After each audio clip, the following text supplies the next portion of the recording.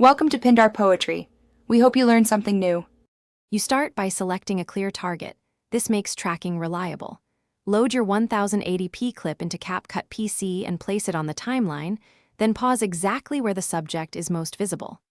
Make sure to separate the object you'll track onto its own layer or add a mask to isolate it. Once done, set the playhead on that initial frame and open the tracking tool. This first setup ensures the algorithm has consistent pixels to follow and reduces drift later.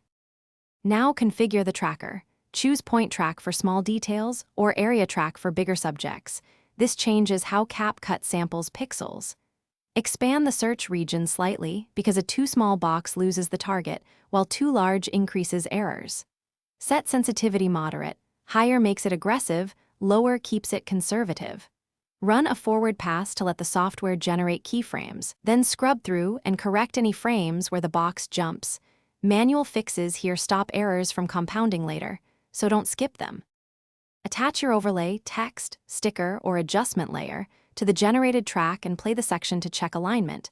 See how it behaves across motion. If you spot jitter, apply smoothing or reduce sensitivity and insert manual keyframes where movement is complex. This hybrid approach gives both speed and precision. Once satisfied, render a short export to confirm final behavior. If the tracker fails repeatedly, restart from a new start frame. Boost image contrast or simplify the target area. That usually fixes stubborn tracking errors. Thanks for watching. Consider subscribing if we helped you.